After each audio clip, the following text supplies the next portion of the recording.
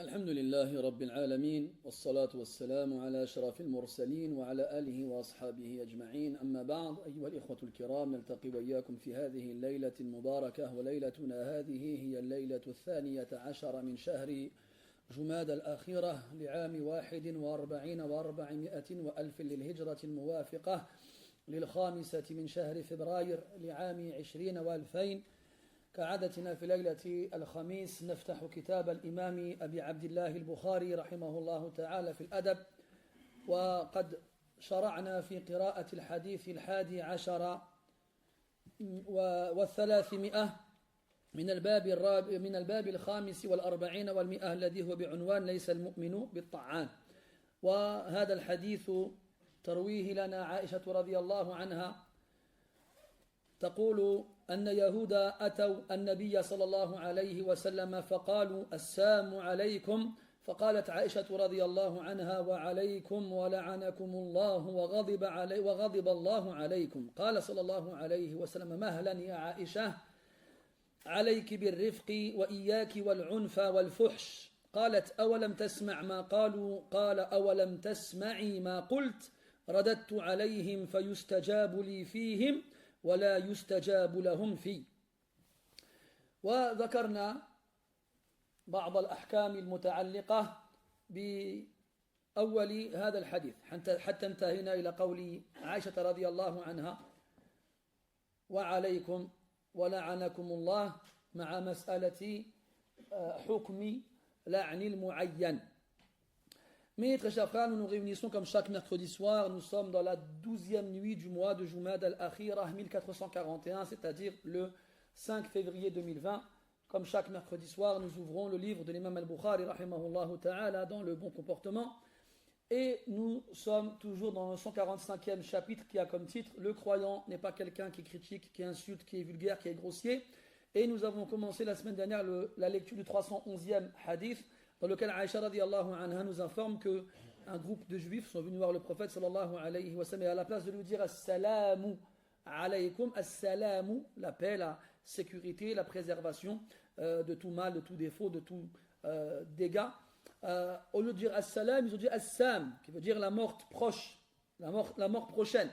Donc Aïcha radiyallahu anha, qui a bien entendu ce qu'ils ont tenté de dire, leur a répondu wa alaykum wa la'anakumullah, et sur vous, et qu'Allah vous maudisse. Et nous avons donc évoqué de nombreuses questions en rapport avec le début du hadith, sans arriver jusqu'à la fin. Et on s'était arrêté avec la question relative au jugement de maudire quelqu'un précisément. Est-ce qu'on peut maudire quelqu'un précisément, ou bien est-ce que cette malédiction doit rester générale? Et on a dit que la majorité des savants voyaient que la malédiction pouvait se faire de façon générale et qu'il fallait éviter de la faire à l'individu précisément, sauf quand ce dernier est mort, mécréant, donc il n'y a plus de doute, et à ce moment-là on pourra maudire la personne qui est morte sur la mécréance. C'était arrêté ici. تقول رضي الله عنها وغضب الله عليكم.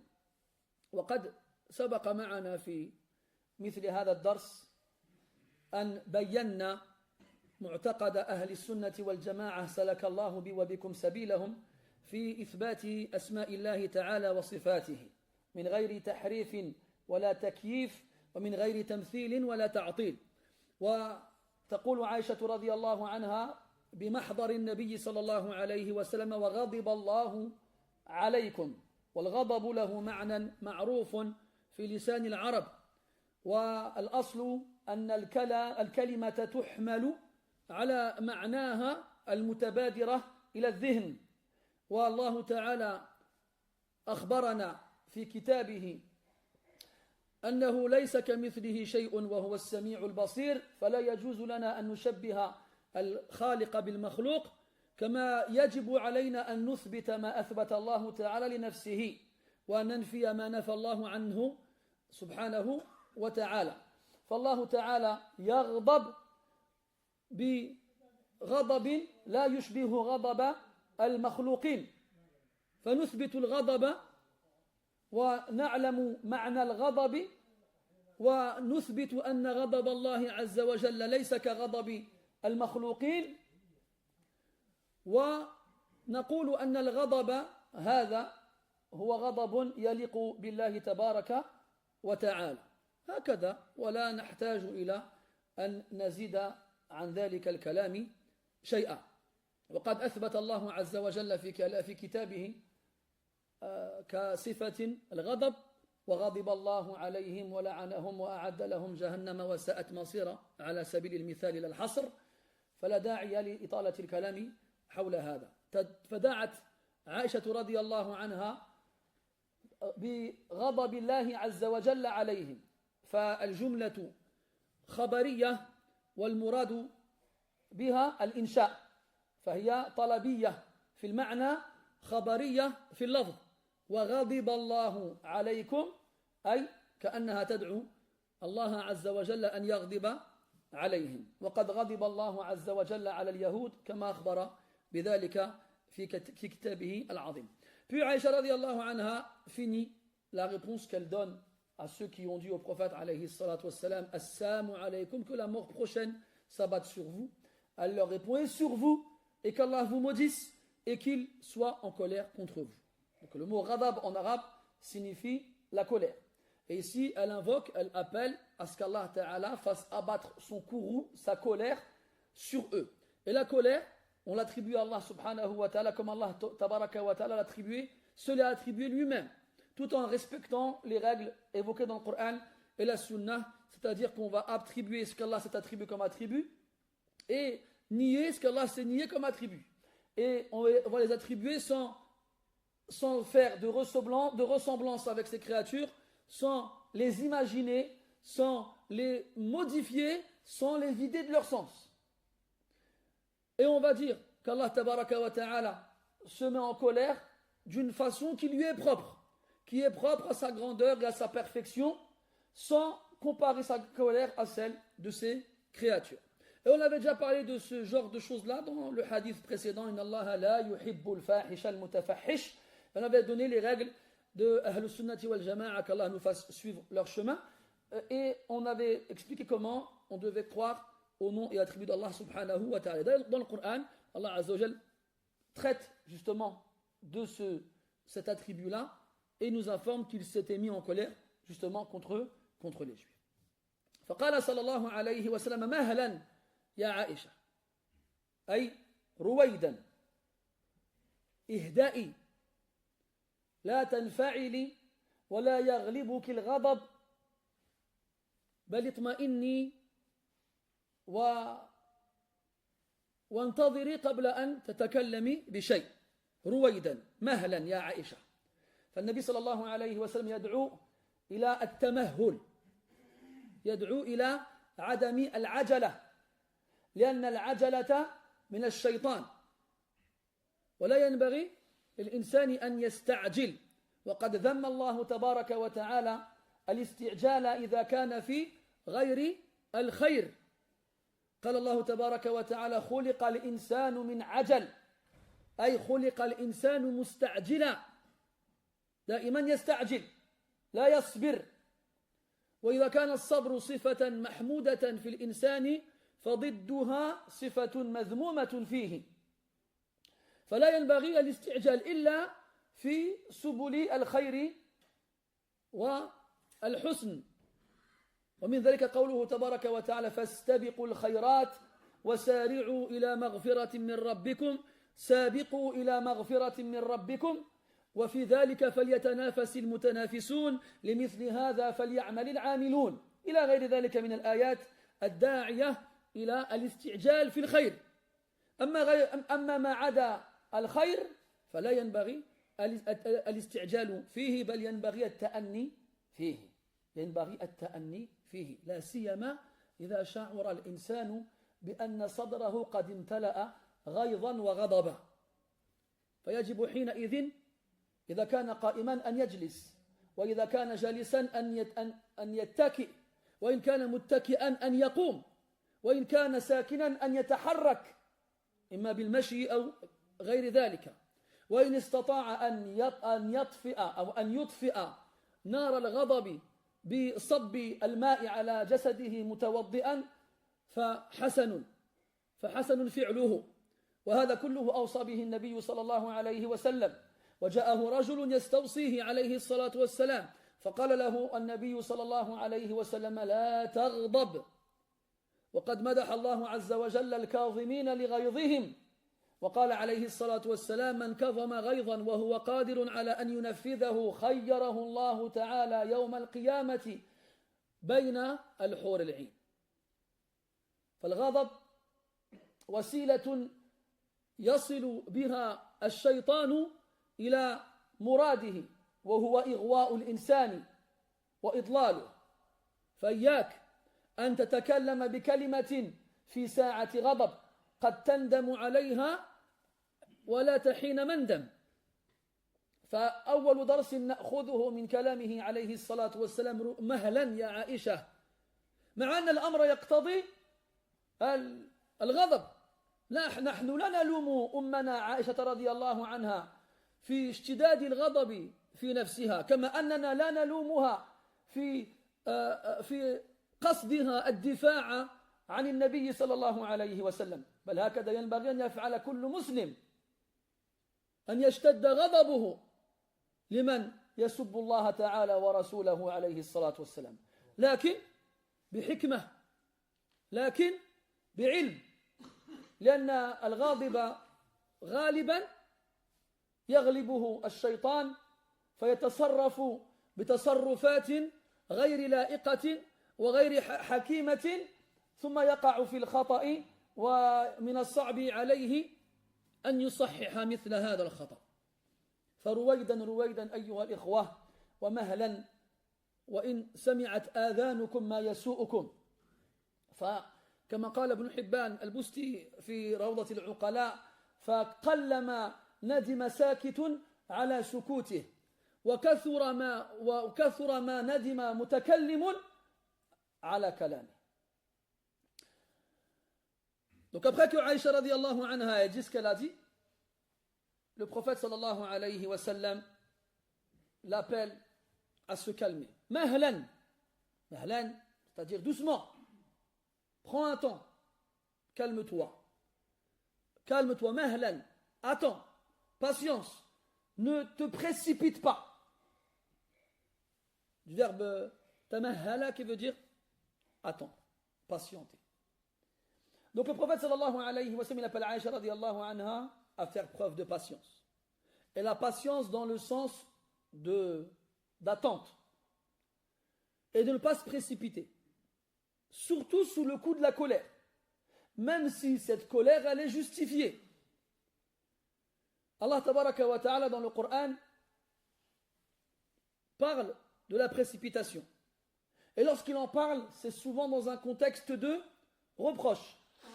Dans le Coran, 4 fois, on retrouve le verset et ils disent quand est-ce que ce rendez-vous aura lieu si vraiment vous êtes véridique. Ce sont les mécréants qui s'adressent au prophète sallallahu alayhi wa sallam. Il leur dit que bientôt un jour arrivera dans lequel vous serez jugés et rétribués pour vos actes. Alors eux ils répondent quand est-ce que ce jour-là aura lieu à ce moment-là. Et Allah en sourate Al-Anbiya leur répond doucement. L'être humain a été créé impatient. خُلِقَ الْإِنسَانُ مِنْ عَجَلٍ ومن هنا ليست لبيان الجنس كما يتوقعه بعض الناس كقوله تعالى خُلِقَ الْإِنسَانُ مِنْ طِينٍ مثلا. Là on n'est pas en train d'indiquer la nature de la création de l'être humain. Comme quoi l'être humain a été créé de précipitation. Non, il a été créé pressé. Il a été créé pressé. Donc, il finit en disant subhanahu wa ta'ala sa'urikum ayati fala tasta'jilun. Et dans le Coran, on retrouve beaucoup de versets avec des verbes différents qui ont un sens plus ou moins proche. Où Allah ta'ala il appelle le prophète sallallahu alayhi wa sallam et les croyants à patienter. Fantadhir innahum muntadhirun. Attends, ils attendent. Fartaqibu inni ma'akum raqib. Attendez. Ou bien fasbiru. Patientez. Beaucoup de verbes qui vont dans ce sens-là. Et dans le hadith, la précipitation provient du diable. Et le fait de prendre son temps provient d'Allah Azza wa Jalla. Et le prophète a dit sallallahu alayhi wa sallam de ses compagnons, Inna fika la khuluqayni yuhibbuhum Allah. Il y a en toi deux qualités qu'Allah il aime. Al-hilm wal-anah. Il y a en toi deux choses qu'Allah il aime. Al-hilm, l'indulgence, wal-anah, le fait de prendre son temps. Donc en général, le croyant ne doit pas être quelqu'un de pressé, sauf dans tous les chemins du bien, toutes les actions qui mènent vers l'au-delà, toutes les actions qui nous rapprochent d'Allah subhanahu wa ta'ala. Là, on fonce. Et quand on va regarder dans le Coran, effectivement, on va voir que les versets qui nous appellent à se précipiter, c'est toujours dans le bien. Fastabiqul khayrat. Al-istibaq, c'est la course. Ça veut dire qu'on est sur la même ligne de départ et on fait la course. Et quand il y en a un qui prend le devant, il prend l'avantage, alors on doit essayer de le rattraper, pas seulement de le rattraper, mais de le dépasser aussi. Fastabiqul khayrat. Devancez-vous dans les bonnes choses, dans les bonnes actions. Wasari'u. Accélérez vers le pardon de votre Seigneur et un paradis plus large encore que les cieux et la terre. Ou encore, wasabiqu. Pareil, devancez-vous, précipitez-vous, accourez. Et quand Allah nous parle de rizq, il nous dit Huwa alladhi ja'ala lakum al-arda dhalulan famshu fi manakibiha. شو عليك؟ الرزق مضمون. لا تتعب نفسك في الحصول عليه. فكيف تخاف الفقر والله رازق فقد رزق الطير والحوت في البحر ومن ظن أن الرزق يأتي بقوة ما أكل العصفور شيئا مع النسر. Et quand il parle du fait de chercher la subsistance, il dit c'est lui qui a fait de la terre, qui a asservi et humilié la terre sous vos pas, alors marchez sur elle, famchou, marchez, prenez votre temps. La subsistance est garantie. Elle est garantie. Allah te l'a promise. Inna Allah huwa ar-razzaq dhul quwwati al-matin wa fi as-sama'i rizqukum wa ma tu'adun. Amman hadha alladhi yarzuqukum in amsaka rizqah. C'est Allah qui donne. Donc pas besoin de se fatiguer, de s'épuiser, de courir partout pour obtenir ce qu'Allah nous a déjà promis. Al-Shafi'i disait rahimahullah ta'ala, comment peux-tu craindre la pauvreté alors que c'est Allah le pourvoyeur? Il a certes donné à l'oiseau dans le ciel et au poisson dans l'océan. Et celui qui croit que la subsistance vient avec la force, alors l'oisillon, le poussin, n'aurait rien mangé à côté de l'aigle. Il n'aurait rien mangé. L'aigle, il aurait tout pris. Et donc, se précipiter est bien dans le bien. Dans le reste, on prend son temps. On n'est pas pressé. Et si Aïcha radiallahu anha, on ne lui reproche pas cette mise en colère, qu'elle se mette en colère alors qu'on insulte en sa présence le prophète alayhi sallam et qu'on lui souhaite du mal, est normal. C'est normal. N'importe qui, on insulte en ta présence quelqu'un que tu aimes, tu ne vas pas l'accepter, c'est normal. C'est normal. On ne peut pas reprocher aux gens de se mettre en colère quand on insulte des gens qu'ils aiment. Leurs enfants, leurs parents, leurs conjoints, des figures importantes, des personnalités qui ont marqué leur vie. On ne peut pas s'étonner de cela. Ce qui est étonnant, par contre, c'est qu'en face, on encourage à insulter impunément, sans réfléchir aux conséquences de ce genre d'insulte-là, et on s'étonne des réactions des gens en face. C'est exceptionnel quand même. C'est exceptionnel. Il y a quelques années de ça, j'avais vu un reportage où il y avait un individu qui avait pris dans sa main le code pénal français, il l'a jeté en l'air, il a mis un coup de pied dedans. Jeté en l'air, il a mis un coup de pied dedans. Donc qu'est-ce qui s'est passé? Il s'est fait arrêter, et il s'est fait juger, et il a pris de la prison pour ça. Donc dans la loi française, tu ne peux pas prendre comment ça s'appelle, le code pénal, la source de la loi du pays, et la mépriser en public. Tu n'as pas le droit. Donc c'est la loi. Donc si la loi, elle estime que la loi ne rentre pas dans la fameuse liberté de blasphémer ou la fameuse liberté d'insulter, pourquoi alors soit on fait aucune différence, soit on en fait.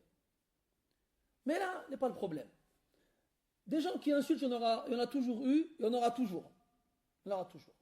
Regardez la joie, l'audace. Ils le font en présence du prophète, alayhi salatu wassalam. Il est présent, il est devant eux. نحن قدوتنا وأسوتنا النبي صلى الله عليه وسلم. C'est notre modèle et notre exemple. Imagine-toi, il est là, il est présent. Il y a un groupe de personnes, elles rentrent. En plus, ces personnes-là, elles le prennent pour quelqu'un de stupide. Parce qu'elles pensent qu'elles vont réussir à introduire leur insulte tellement subtilement qu'il ne va pas s'en rendre compte. Et bien sûr qu'il va s'en rendre compte. Donc déjà, premièrement, tu le sous-estimes. Donc l'insulte, elle commence à ce moment-là. Quand tu veux... Tu sous-estimes ton ennemi. Les enfants, des fois, vous savez la technique du je t'ai pris ton nez avec les enfants, là. Tu fais ça, après tu dis je t'ai pris ton nez. Ça marche avec les enfants quand ils ont 2 ans, 3 ans. Après, quand ils grandissent un peu, tu te moques de moi, quoi, t'as rien pris du tout. Donc l'enfant, à ce moment-là, il se sent insulté que tu lui fasses une blague de genre, tu te moquerais pour un bébé ou quoi. Donc quand on te fait une blague qui ne correspond pas à ton niveau d'intelligence, c'est une insulte. Même Hatta, des fois, il y a des gens qui disaient n'insulte pas mon intelligence. Des fois, quelqu'un il te raconte un truc bidon, tu vois. Tu vois, j'ai pris ma voiture, j'ai mis ma clé dans le démarreur, elle n'a pas voulu démarrer. Tu comprends ou pas? Attends, en me demandant est-ce que je comprends, tu insultes mon intelligence. Je suis bête ou quoi? Je sais quoi une voiture, je sais quoi une clé, je sais quoi un démarreur. Les gens, des fois, ils ne se rendent pas compte, ils parlent avec toi. Puis ils te mettent tu vois ou quoi, tu comprends ou quoi, qui ne sont pas à leur place. Oui. Et là, Aïcha, elle a compris, radiyallahu anha. Elle se met en colère. Et c'est normal qu'elle se mette en colère. Puis, elle invoque contre eux. Allah subhanahu wa ta'ala. Allah dit dans le Coran, Inna kafaynaka al-mustahzi'in. Là, il a dit au prophète sallallahu alayhi wa sallam, nous allons te suffire face à ceux qui se moquent. On s'en occupe, ça veut dire. Inna kafaynaka al-mustahzi'in. Dans de nombreux versets, Allah ta'ala, il appelle le prophète à ne pas prêter attention à leurs attaques. A'rid anhum. خذ العفو وأمر بالعرف وأعرض عن الجاهلين. Combien de fois dans le Coran, Allah dit au prophète, أعرض عنهم. أعرض. Détourne-toi, ne leur prête pas attention. وإذا خاطبهم الجاهلون قالوا سلاما وإذا سمعوا اللغو أعرضوا عنهم وقالوا لنا أعمالنا ولكم أعمالكم سلام عليكم لا نبتغي الجاهلين. Ils se détournent d'eux. Dans de nombreux versets, Allah dit au prophète, أعرض, détourne-toi d'eux. Et bien entendu, le meilleur de ceux qui ont appliqué le Coran, c'est celui sur qui il a été révélé, alayhi salatu wassalam. Et il l'a appliqué comme Allah lui a demandé de le faire. Et là, Aïcha radiyallahu anha, elle s'énerve, et elle a raison de s'énerver. Puis elle invoque Allah Ta'ala contre eux. Mais là, le prophète, il la reprend par contre. Il ne la reprend pas sur sa colère. Il la reprend sur sa façon de l'avoir exprimée. D'ailleurs, من القواعد المتقررة عند أهل العلم أنه لا يجوز تأخير البيان في وقت الحاجة. فإذا قالت عائشة رضي الله عنها والنبي حاضر بجنبها وغضب الله عليكم ولم يقل لها لا تقولي غضب الله عليكم ولا تثبت الغضب لله إذا لم يقل لها ذلك دل على أن قولها صحيح. ولا يجوز لأحد أن يأتي بعد ذلك ويخطئ من أثبت لله عز وجل الغضب. مع أن عائشة رضي الله عنها دعت بغضب الله بوقوع غضب الله عليهم فلم يؤاخذها النبي صلى الله عليه وسلم على ذلك الكلام ولم يقل لها شيئا. على كل حال. Donc, d'ailleurs, Aïcha radiallahu anha demande la colère, que la colère d'Allah s'abatte sur eux. Et la colère d'Allah, donc le prophète il est présent, et il ne dit rien à Aïcha. Il y a une règle que les savants, que les juristes ont établie, comme quoi il n'est pas permis de retarder la mise en évidence d'un jugement au moment où on en a besoin. C'est-à-dire que quand Ar-Rasul sallallahu alayhi wa sallam il est présent, et qu'une parole n'est pas correcte, ou qu'une action n'est pas correcte, sur le champ, il doit mettre en évidence le jugement. Comme cet homme qui a dit au prophète, il lui dit, Ma sha'Allah wa shi't. فقال عليه الصلاة والسلام أجعلتني لله ندا بل قل ما شاء الله وحده. Comme cet homme qui a dit au prophète, ce qu'Allah a voulu et toi ce que tu veux. Frère, c'est mon collègue, il a dit quoi? Tu m'as mis comme équivalent avec Allah. Dis ce qu'Allah a voulu seul. Et d'autres exemples qui sont très nombreux. Là, après tu dis rien, Aïcha radiallahu anha. C'est bon que sa parole elle est correcte. Et celui qui vient après cela et qui dit non, on n'a pas le droit de dire qu'Allah se met en colère, on dirait écoute, Antum a'lamu amillah. Qui c'est mieux? Vous ou Allah? Qui révèle le Coran sur qui? Il a révélé sur vous, il a révélé sur le prophète sallam. Rasul il est là, il entend et il dit rien. Abadan. Abadan, c'est pas possible. Ce n'est pas possible. Que le prophète il entend une chose qu'il faut corriger, qu'il ne la corrige pas. Abadan. Ce n'est pas possible. Taïb. Ce qui est. Pourquoi le prophète a demandé à Aïcha de prendre son temps, de ne pas se précipiter, c'est dans sa façon d'exprimer sa colère. Comme on l'a dit tout à l'heure, soit la précipitation généralement est source de reproches, comme la colère pousse les gens à mal agir. Et dans de nombreux textes, justement, on appelle les gens à ne pas se précipiter, surtout quand ils sont en colère. Quand il était dans un hadith sallallahu alayhi wa sallam, quand quelqu'un est en colère, qu'il est debout, qu'il s'assoit. S'il est assis, qu'il se couche. S'il est couché, qu'il se lève. S'il est immobile, qu'il marche. Et s'il le peut, qu'il aille éteindre les flammes de la colère avec l'eau en faisant les ablutions. En faisant les ablutions. Et un compagnon qui a demandé au prophète de le conseiller, et il lui a répondu, ne te mets pas en colère. Il a dit, rajoute-moi, ne te mets pas en colère. Il n'a cessé de lui demander plus, et à chaque fois, le prophète lui disait, ne te mets pas en colère. Comme Allah, dans le Coran, il a fait les éloges des gens qui retiennent leur colère. Ceux qui retiennent leur fureur. C'est le plus haut degré de la colère.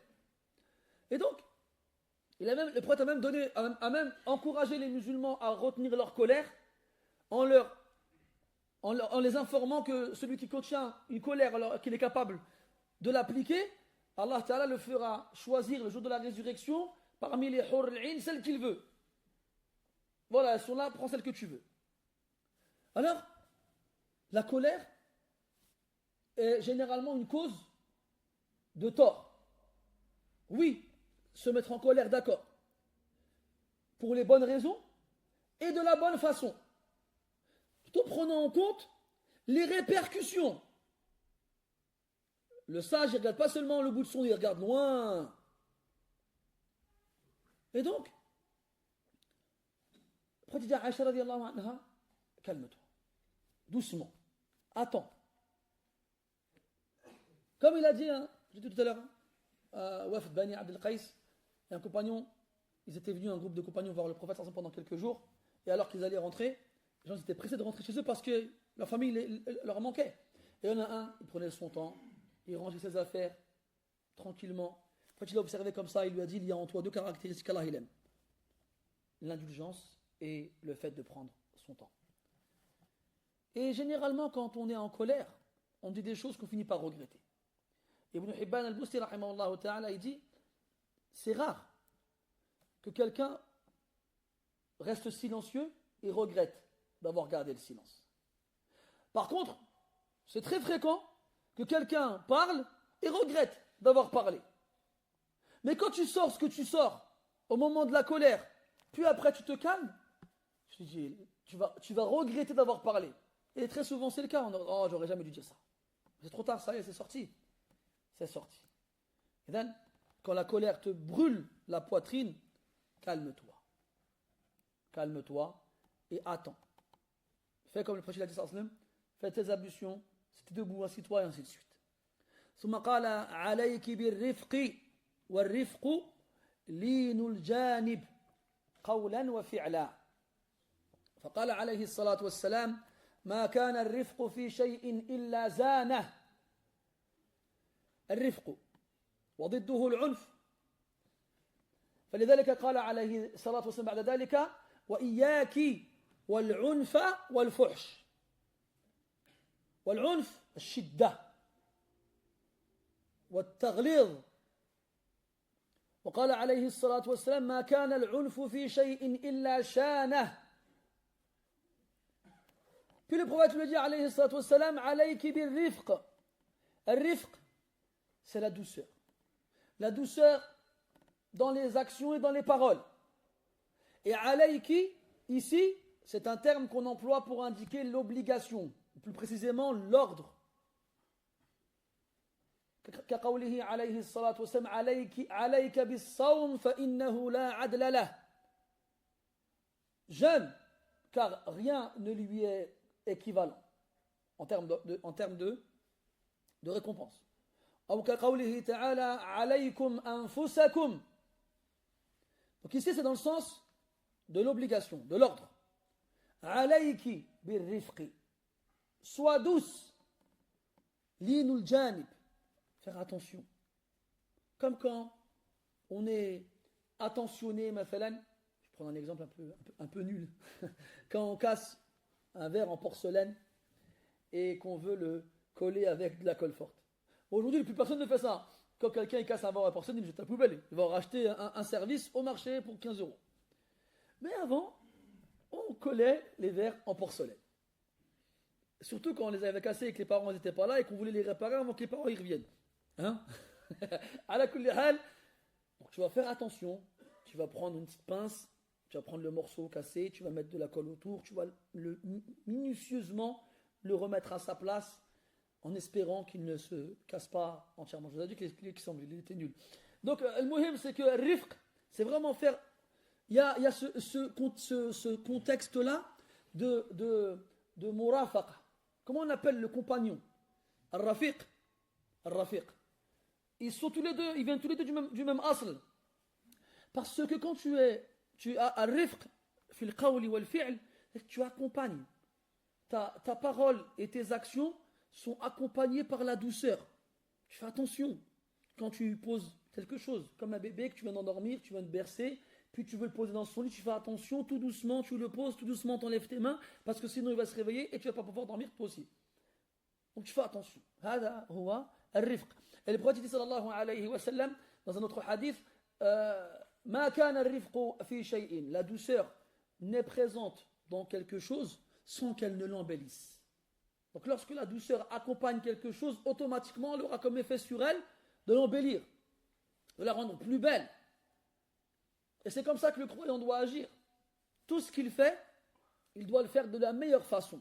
Allah dit dans le Coran, وَأَحْسِنُوا إِنَّ اللَّهَ يُحِبُّ الْمُحْسِنِينَ. Soyez bienfaisants, traduction relative et approchée, mais dans le sens où faites les choses de la meilleure façon. Même quand on doit sacrifier une bête, le prophète sallallahu alayhi wa sallam nous demande de le faire de la meilleure façon. إن الله كتب الإحسان على كل شيء فإذا قتلتم فأحسنوا القتلة وإذا ذبحتم فأحسنوا الذبحة وليحد أحدكم شفرته وليرح ذبيحته. Même quand tu vas tuer une bête pour la manger, eh bien fais-le parfaitement, de la meilleure façon. Que ce soit dans la façon de positionner la bête, ou bien dans la façon d'aiguiser la lame, ou bien dans la façon de couper les veines de la gorge de cette bête-là, jusqu'à la laisser, entre guillemets, respirer, qu'il la laisse respirer ses derniers souffles. Et même le prophète il a vu un homme aiguiser sa lame devant la bête, il lui a dit il lui a dit tu l'as tué 2 fois ta bête là, tu l'as tué 2 fois en aiguisant la lame devant elle. Ya ahbabi, vous croyez que le prophète sallallahu alayhi wa sallam nous demande de faire attention à la bête qu'on va égorger? Comment on va l'égorger alors qu'on va la manger? Et que quand on s'adresse aux gens, on fait n'importe quoi comme on veut? C'est pas comme ça qu'on fait. Donc oui, tu es en colère, c'est bien. Tu n'es pas satisfait d'une façon dont on t'a parlé ou bien dont on a parlé de quelqu'un d'autre, mais il faut savoir faire les choses correctement. Et le but, c'est que nos paroles et nos actes soient beaux, comme Allah Ta'ala le veut. Les Khawarij, ils avaient une intention entre guillemets noble. C'est-à-dire que c'était le Coran et c'est tout. La loi d'Allah et c'est tout. Ça. Et pourtant, ils ont fait des catastrophes. Et ils ne cessent de faire des catastrophes. Ils ont combattu les compagnons radiyallahu anhum et ils ont tué les musulmans. Pourquoi? Non, vous n'êtes pas des musulmans. Vous n'appliquez pas le Coran comme nous on l'applique. Donc, est-ce que ça suffit de bonne intention? Ça ne suffit pas. Ça ne suffit pas. Il y a la bonne intention qui est primordiale et principale, et il y a la façon de faire. Et la façon de faire, c'est comment? Comme le prophète l'a fait sallallahu alayhi wa sallam. Alayki birrifqi. Birrifqi. Tu dois avoir avec toi la douceur. Wa iyaki wal unfa wal fuhsh. Par contre, prends garde. Si alayki, ça veut dire fais. Iyaki, ça veut dire prends garde. Hein, al-unf, la violence, la dureté. L'opposé de rifq, la douceur. Et si la douceur, lorsqu'elle se trouve quelque part, elle l'embellira, cette chose-là, eh bien, la dureté et la violence, lorsqu'elle se trouve quelque part, elle l'enlaidira. Allah dit dans le Coran, فَبِمَا رَحْمَةٍ مِّنَ اللَّهِ لِنْتَ لَهُمْ وَلَوْ كُنْتَ فَظًّا غَلِيظَ الْقَلْبِ لَانْفَضُّوا مِنْ حَوْلِكَ.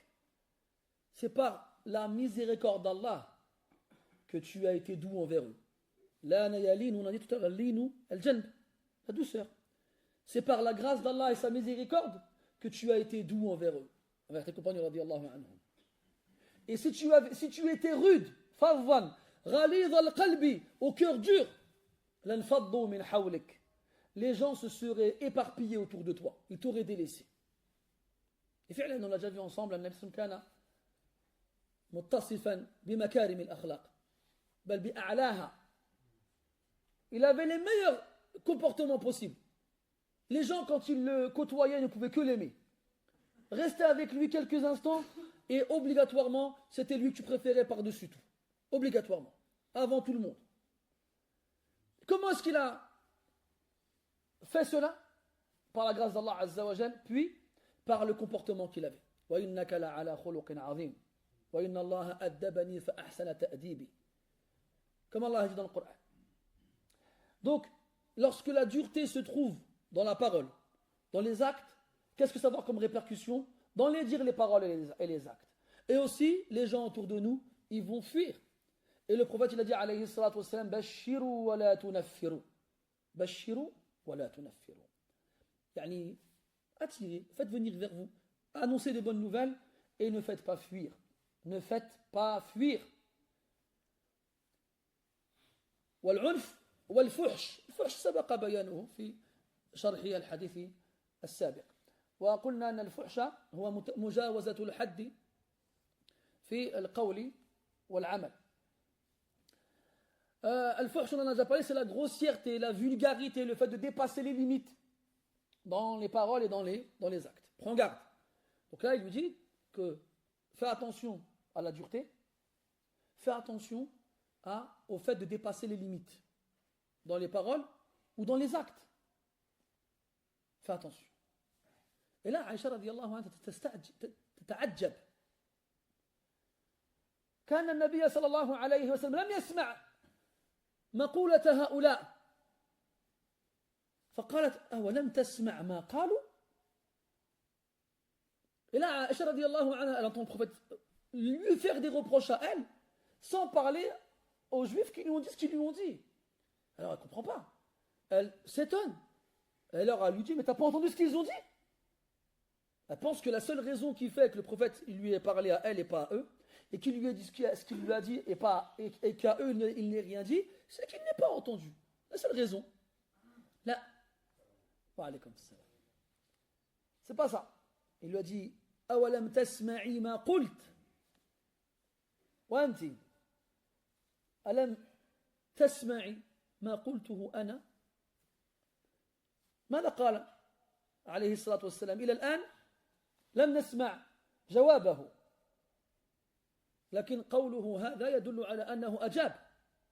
لكن لعل عائشة رضي الله عنها لغضبها غطى صوتها صوت النبي صلى الله عليه وسلم، وفعلا لم تسمع، فلذلك استغربت وتعجبت.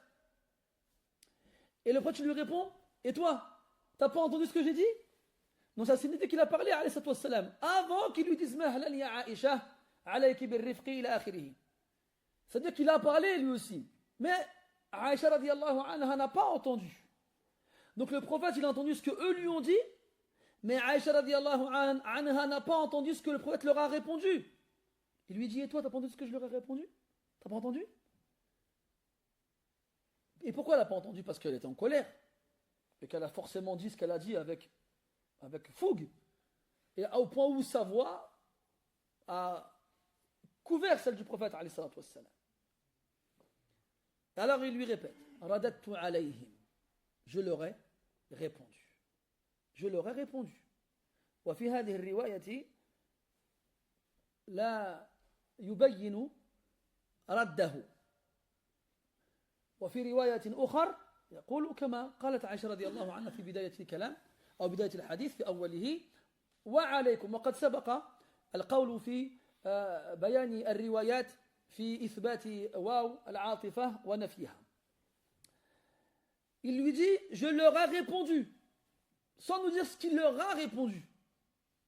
Mais on avait dit la semaine dernière que dans ce cas-là, on répond wa alaykum. Comme Aïcha leur a répondu alayha ridwanullah. Donc, wa alaykum, on avait donné les différentes versions du hadith, comme quoi certaines affirmaient la présence du wa alaykum, et sur vous. Ou bien des fois, on avait une version qui la supprimait, qui disait directement alaykum, sur vous, sans le wa. On a expliqué la différence entre les deux versions. Radattu alayhim. فيستجاب لي فيهم ولا يستجاب لهم في. فهذا يدل على أن التحية بالسلام دعاء. فهو جملة خبرية يراد بها الإنشاء أي الطلب. فإذا قلت لأحد السلام عليكم كأنك دعوت الله عز وجل أن يسلمه من كل آفة. هذا هو المعنى، أن يسلمه من كل آفة، أن يجعلك سليما من كل شر ومكروه. هذا هو المقصود. وفي القرآن إذا دخلت الملائكة على المسلمين في بيوتهم إذا حطوا رحلهم في الجنة قالوا سلام عليكم طبتم فادخلوها خالدين. أو آية أخرى في آية أخرى سلام عليكم بما صبرتم فنعم عقبى الدار والملائكة يدخلون عليهم من كل باب. ما الفرق بين تحية المسلمين بعضهم على بعض بالسلام وتحية الملائكة على المؤمنين في الجنة بسلام عليكم؟ لأن الفرق أن تحيتك لأخيك بالسلام دعاء وطلب كما سبق، وتحية الملائكة على المؤمنين في الجنة خبر سلام عليكم سلمتم مما كنتم تخافون فلن يصيبكم أبد الآبدين شيء تكرهونه سلام عليكم. خلاص وقع ما كنتم تتمنونه من قبل، فهم يخبرونهم بوقوع السلام عليهم. هذا هو الفرق بين العبارتين. الشاهد يستجاب لي فيهم، فالله تعالى يستجيب لعبده ورسوله صلى الله عليه وسلم في هؤلاء وفي غيرهم، والله تبارك وتعالى يستجيب لعباده المؤمنين كلهم شريطة ألا ييأسوا من الإجابة وألا يملوا الدعاء، فإن الله تعالى لا يمل حتى تملوا، ولا ينبغي لعبد يدعو ربه عز وجل أن يستبطئ الإجابة، فإن الله تعالى يستجيب لعبده بهيئات مختلفة، فإما أن يجيبه على وفق طلبه عاجلا، وإما أن يجيبه على وفق طلبه آجلا، وإما أن يصرف عنه شرا بدل أن يجيبه لأن صرفه عن الشر خير له مما طلبه وإما أن يدخر له دعاءه ليوم القيامة فيجعله ثوابا فلا ينبغي الاستعجال حتى في الدعاء فيستجاب لي فيهم ولا يستجاب لهم فيه ولا يستجاب لهم فيه ولا في غيره لأن الله تعالى لا يجيب دعوة الكافرين قال الله تعالى وما دعاء الكافرين إلا في ضلال إلا في حالة واحدة وهي طيب إلا في حالتين أحسنت في الظلم وفي الضرورة قال الله تعالى أمن يجيب المضطر إذا دعاه فالمضطر وإن كان كافرا يستجيب الله له والمظلوم وإن كان كافرا يستجيب الله له أما ما عداهما فلا يستجاب لهم طيب إن قال قائل ماذا تقول عن قول الله تبارك وتعالى على لسان إبليس قال رب أنظرني إلى يوم يبعثون قال إنك من المنظرين إلى يوم الوقت المعلوم أليس هذا استجابة لدعاء إبليس؟ قلنا لا ما كان لإبليس أن يدعو الله تعالى بعد معصيته التي لأجلها طرد من ملكوت السماء ثم يستجاب له على الفور لا بل أخبره الله تعالى بقضائه وقدره ولم يستجب له بل وافق دعاء إبليس قضاء الله تبارك وتعالى فأخبره به إنك من المنظرين إلى يوم الوقت المعلوم وهكذا تجتمع الآيات كلها وما دعاء الكافرين إلا في ضلال على كل حال يستجاب للنبي صلى الله عليه وسلم فيهم ولا يستجاب لهم في النبي صلى الله عليه وسلم ولا في غيرهم في غيره عليه الصلاة والسلام donc il informe Aïcha radiallahu anha qu'il a répondu il leur a répondu à leur tentative de l'insulter et d'invoquer contre lui puis il dit moi on me répond par rapport à ce que je demande contre eux alors que on ne leur répond pas par rapport à ce qu'ils demandent contre moi donc bien entendu le prophète sallallahu alayhi wa sallam il invoque son Seigneur subhanahu wa ta'ala et Allah ta'ala lui donne ce qu'il demande comme Allah ta'ala donne à ses serviteurs croyants ce qu'ils demandent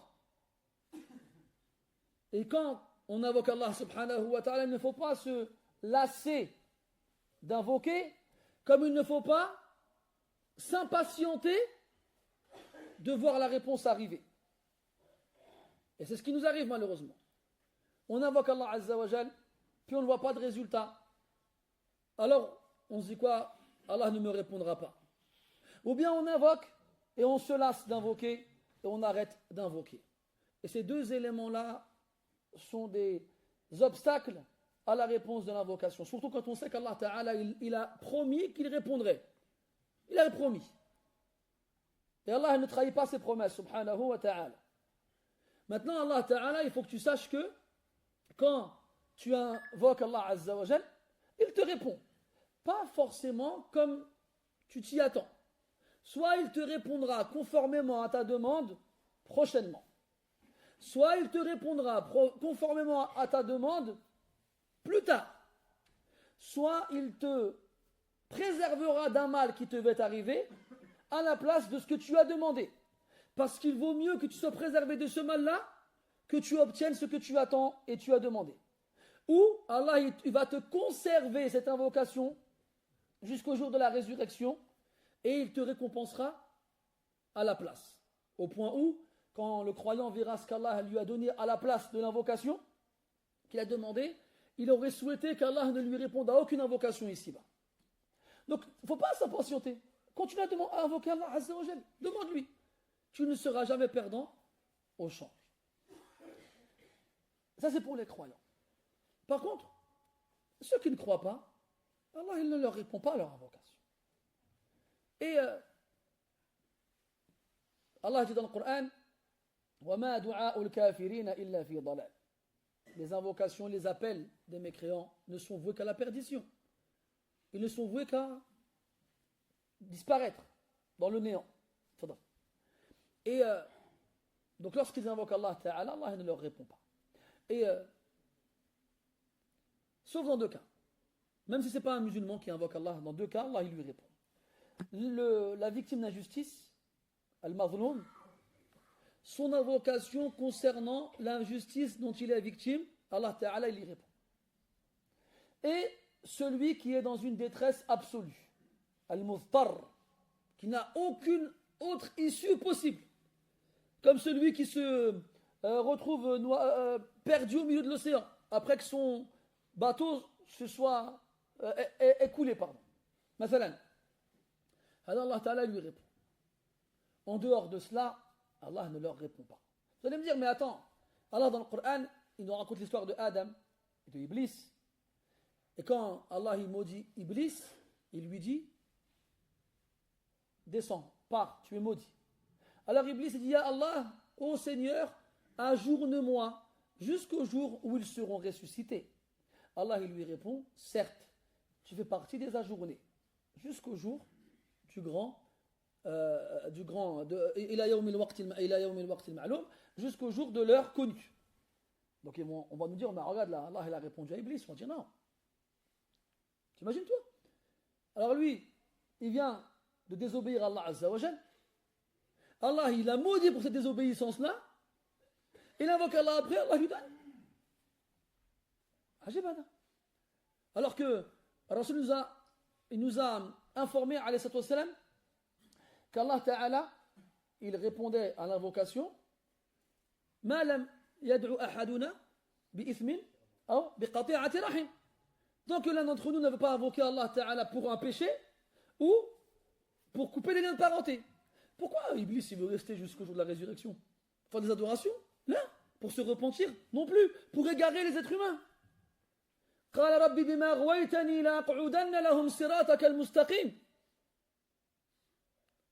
ثم لآتينهم من بين أيديهم ومن خلفهم وعن أيمانهم وعن شمائلهم وفي الآية الأخرى لأغوينهم أجمعين إلا عبادك منهم المخلصين. Je vais tous les égarer.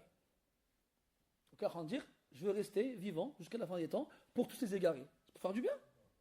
Il vient de faire une désobéissance qui lui a valu la malédiction d'Allah Ta'ala éternelle et l'enfer éternel. Il invoque Allah Ta'ala, Allah il lui donne après. Là. C'est comme Yahya ibn Adham, rahmatullahi alayhi, il disait كيف تدعو الله عز وجل ثم تستبطئ الإجابة وقد سددت طرقها بالمعصية. Comment est-ce que tu peux invoquer Allah Ta'ala puis t'impatienter parce que la réponse ne vient pas alors que c'est toi qui as fermé les portes en lui désobéissant? Vous allez me dire, dans ce cas-là, pourquoi Allah Ta'ala il a répondu à Iblis? Là, il l'a informé de ce qu'il avait décidé, subhanahu wa ta'ala. Donc en gros, la demande d'Iblis a correspondu? Non? La demande d'Iblis correspondait à la décision d'Allah Ta'ala, ni plus ni moins. Ce n'est pas une invocation à laquelle Allah Ta'ala il a répondu à Iblis. Et pareil pour les gens aujourd'hui. On va voir, je ne sais pas moi, un chrétien dans une église, ou bien un juif dans une synagogue, ou bien les gens qui crient toute la journée oh mon Dieu, que c'est comme ci, comme ça. Et puis on va voir, regarde, Allah il leur donne. Là, ou là, ce n'est pas des réponses à leur invocation. Soit c'est de l'istidraj, c'est de l'acheminement, c'est qu'Allah Ta'ala il les mène là où il veut les punir, en leur donnant pour qu'ils s'éloignent encore plus. Pas parce qu'ils lui ont demandé. Ils ne méritent pas qu'on réponde à leur invocation. طيب. وقبل الختام هناك أمر جدير بالذكر وهو ما يسمى بالتغافل وهذا أمر مهم للغاية أن يتغافل المرء أحيانا عما تراه عيناه أو تسمعه أذناه يصنع كأنه لم يسمعه شيئا والتغافل موجود في القرآن في سورة يوسف قال الله تعالى قالوا إن يسرق فقد سرق أخ له من قبل فأسرها يوسف في نفسه ولم يبدها له قال أنتم شر مكانا تظنون أنه قالها جهرا حتى سمعوه لا بل قالها في نفسه قال أنتم شر مكانا والله أعلم بما تصفون على كل حال فأسرها يوسف في نفسه ولم يبدها لهم هذا هو التغافل إذا سمعت ما يسوءك إذا سمعت ما تكرهه فخلها في صدرك لا تدعها تنفجر فقد تندم على عواقب كلامك. Et pour finir, parce que c'est bientôt la fin, on va déduire une dernière caractéristique qu'il est important que le musulman ait, surtout aujourd'hui. At-taraful, c'est le fait de faire exprès de ne pas être au courant. Vous savez, le rafla, en arabe, c'est l'insouciant, celui qui ne sait pas ce qui se passe. Et at-taraful, c'est le fait de faire exprès d'être comme ça, d'entendre des choses, mais de faire comme si on n'avait rien entendu. De voir des choses et de faire comme si on n'avait rien vu. Et dans le Coran, Allah Ta'ala il fait référence à cette caractéristique-là.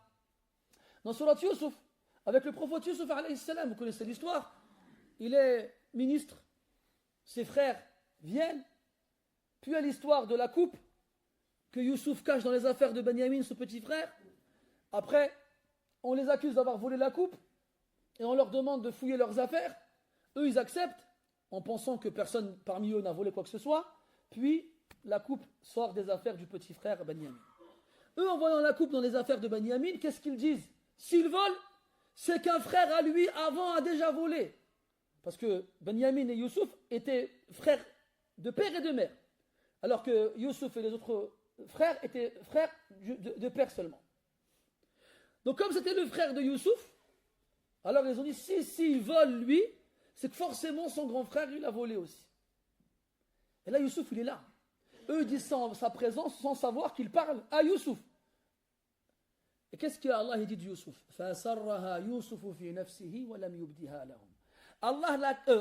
Youssouf l'a gardé en lui, l'a caché en lui et ne leur a pas montré. N'a pas montré l'impact de cette parole sur lui. T'imagines toi? T'es un ministre. Tu fais ça, ils finissent dans un trou, découpés en morceaux. Mais non. Il l'a gardé en lui et il ne leur a rien montré. Il ne leur a rien montré.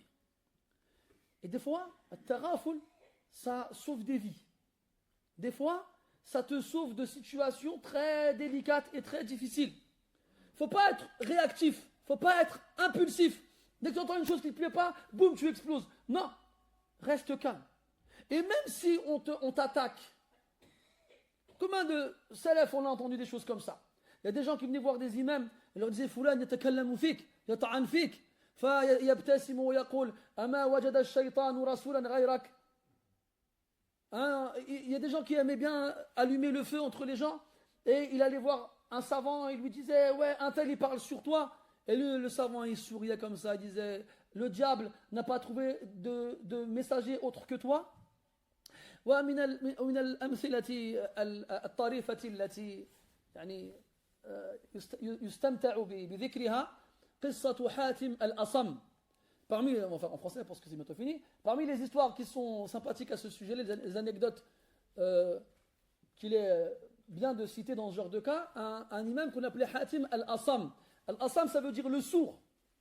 كان قاضيا يحكم بين الناس. C'était un juge qui réglait les affaires des gens. Il y a une femme, elle est venue le voir pour lui faire part d'un de ses problèmes. فلما رأته هابته. Quand elle l'a vu, elle a été, comment dirais-je, impressionnée exactement par son charisme. حتى عجزت عن الكلام, elle n'arrivait pas à parler. ومن شدة هيبة الرجل خرج منها ريح أكرمكم الله. Tellement elle était impressionnée que hop, il y a un vent qui est sorti. Elle a flatulé, ça y est, radit mout. Elle allait mourir de honte. Déjà devant lui, elle est tétanisée devant lui. Et là, tellement elle est choquée, hop, ça sort. Et le shir, il ne bouge pas. On dirait une statue. تمثال لا يتحرك. فقال هات ما عندك يا امرأة وارفعي صوتك فإني ضعيف السمع. Il a dit, dis-moi ce que tu as à dire. Et parle fort, j'entends mal. Il fait comme s'il n'y a rien eu. Alors il dit, ya Cheikh, kada, irfa'i sawtak, parle plus fort. Ya Cheikh, irfa'i sawtak, parle plus fort. Et chaque fois qu'elle parlait, il lui disait, parle plus fort, parle plus fort. Jusqu'à la fin, du coup, il n'entend rien. Il n'entend rien du tout. Puis à la fin, il a fait comme s'il n'avait pas entendu. Il lui répond à sa question, elle est partie. Et min hada al-yawm luqiba bi Hatim al-Asam. Et depuis ce jour-là, on l'a appelé Hatim le sourd. Madhan la dhamman. C'était une qualité, c'était pas un défaut. Et dans ce hadith-là, le prophète a fait pareil à salam. Il n'a rien dit. Comme s'il n'avait rien entendu. Et tout à l'heure, on a dit qu'Aïcha, que par sa colère, elle a parlé fort au point où elle n'a pas entendu le prophète sallam. Peut-être que tout simplement, il a dit tellement doucement qu'on ne l'a pas entendu salam. Pourquoi Alash? Dans quel but? Il y a toujours une maslaha, toujours un but, un avantage, un objectif positif. C'est quoi? Ta'lif al-qulub. Ta'lif al-qulub. C'est pour rassembler les cœurs.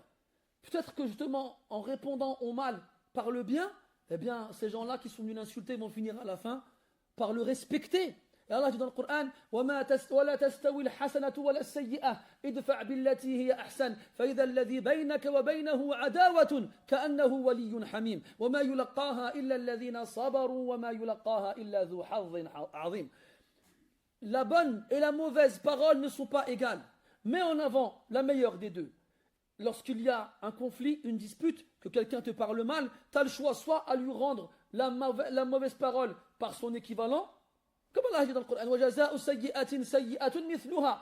La rétribution d'un mal est un mal équivalent. فَمَنْ عَفَا وَأَصْلَحَ فَأَجْرُهُ عَلَى اللَّهِ. Alors que celui qui passe l'éponge et qui cherche à réconcilier, sa récompense incombe à Allah Azza wa Jal. On revient à l'autre verset.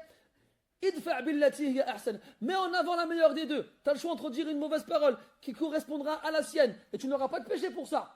Wa in 'aqabtum fa'aqibu bimithli ma 'uqibtum bih. Quelqu'un il t'insulte, tu as le droit de l'insulter de la même façon qu'il t'a insulté. Wa in kana qawluhu qabiha. Ça c'est un haq, tu as le droit. Mais maintenant, si tu réponds correctement et poliment, c'est mieux. idfa' billati hiya ahsan. Mets en avant la meilleure des deux paroles. Et en agissant ainsi, فَإِذَا الَّذِي بَيْنَكَ وَبَيْنَهُ عَدَاوَةٌ. Voici que celui entre lequel, entre toi et lui, il y a une animosité, c'est ton ennemi. يَنْقَلِبْ تَنْقَلِبُ عَدَاوَتُهُ فَتَصْبِحُ صَدَاقَةً. Et son animosité va se transformer en amitié. كَأَنَّهُ وَلِيٌّ حَمِيمٌ. Un ami chaleureux, un ami fort. كَأَنَّهُ وَلِيٌّ حَمِيمٌ. Mais ce n'est pas tout le monde qui arrive à faire ça. وَمَا يُلَقَّاهَا إِلَّا الَّذِينَ صَبَرُوا. Il n'y a que ceux qui font preuve de patience qui arrivent à ce stade-là. وَمَا يُلَقَّاهَا إِلَّا ذُو حَظٍّ عَظِيمٍ. Il n'y a que ceux qui sont doués d'une part importante qui arrivent à ce stade-là. نسأل الله تعالى أن يجعلنا من هداة المهتدين غير خزايا ولا مفتونين. سبحانك اللهم وبحمدك أشهد أن لا إله إلا أنت نستغفرك ونتوب إليك. وصلى الله على نبينا محمد وعلى آله وأصحابه أجمعين والحمد لله رب العالمين وبارك الله فيكم.